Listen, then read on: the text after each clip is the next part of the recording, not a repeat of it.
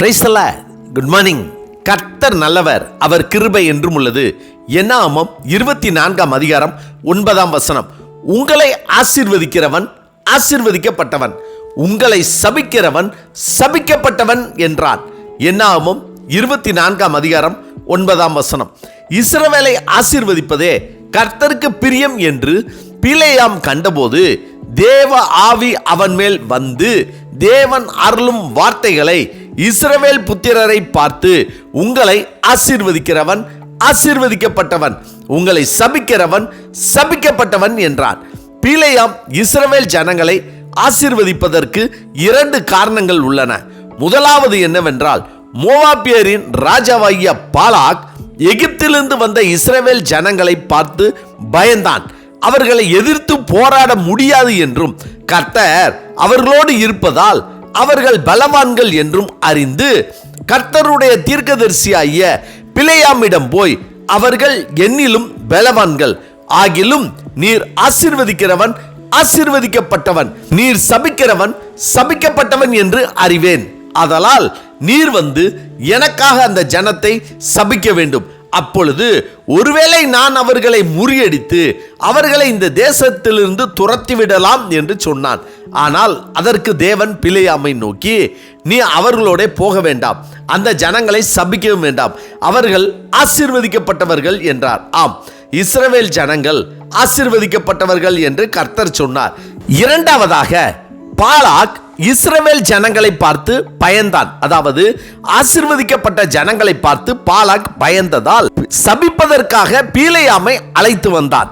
கர்த்தருக்கு பிரியமானவர்களே, கர்த்தரால் தெரிந்து கொள்ளப்பட்ட அவருடைய ஜனங்களாகிய நாம் ஆசீர்வதிக்கப்பட்டவர்கள். எனவே நம்முடைய எதிரிகளும் சத்துருக்களும் நம்மை பார்த்து பயந்துதான் நம்மை சபிப்பார்கள். ஆனால் நம் ஆண்டவராய் இயேசு கிறிஸ்து அந்த சாபத்தை தன்னுடைய சிலுவையில் ஜெயித்ததினால் அந்த சாபத்தை நமக்கு ஆசீர்வாதமாக மாற்றினார், ஆசீர்வதித்தார். மூன்றாவதாக, பிலேயாம் வாயிலே கர்த்தர் வாக்கு அருளியதால், தேவன் சபிக்காதவனை நான் சபிப்பது எப்படி, கர்த்தர் வெறுக்காதவனை நான் வெறுப்பது எப்படி என்றும் இஸ்ரவேல் ஜனங்களை ஆசீர்வதிப்பதே கர்த்தருக்கு பிரியம் என்றும் பிலேயாம் கண்டு கொண்டதால் ஆசீர்வதித்தான். கர்த்தருக்கு பிரியமானவர்களே, இதிலிருந்து நாம் கற்றுக்கொள்ள வேண்டியது என்னவென்றால், கர்த்தரால் தெரிந்து கொள்ளப்பட்ட நாம் தான் ஆசீர்வதிக்கப்பட்ட ஜனங்கள். நம்மை ஆசீர்வதிப்பதுதான் கர்த்தருக்கு பிரியம். எனவே தேவன் ஆசீர்வதித்தவர்களை யாரையும் நாம் சபிக்க கூடாது.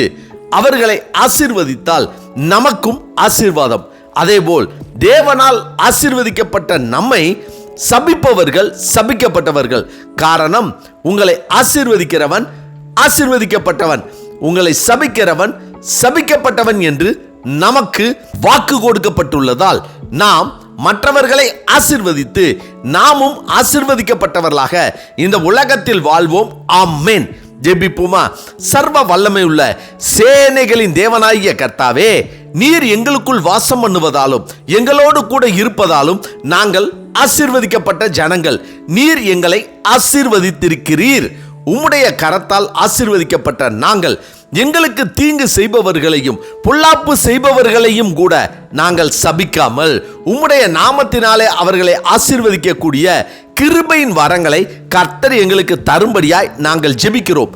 எங்களுடைய எதிரிகளும் சத்துருக்களும் எங்களுக்கு எதிராக சொல்லப்பட்ட சாப வார்த்தைகளையும் காரணமில்லாத சாபங்களையும் உம்முடைய இரத்தத்தினால் முறியடித்து எங்களை ஜெயத்தினால் ஆசீர்வதிக்க வேண்டும் என இயேசு கிறிஸ்துவின் நாமத்தில் ஜெபிக்கிறோம் நல்ல பிதாவே. ஆமேன், ஆமேன். கர்த்தாவே, இந்த நாளிலும் பிறந்த நாள் மற்றும் திருமண நாள் காண்கிற எங்களுடைய நண்பர்கள், உறவினர்கள் மற்றும் யாவருக்காகவும் உம்முடைய சமூகத்திலிருந்து நாங்கள் ஜெபித்து அவர்களை ஆசீர்வதிக்கிறோம். கர்த்தர் நல்லவர், அவர் கிருபை இன்று முழுவதும் நம்மோடு கூட இருப்பதாக. ஆமென்.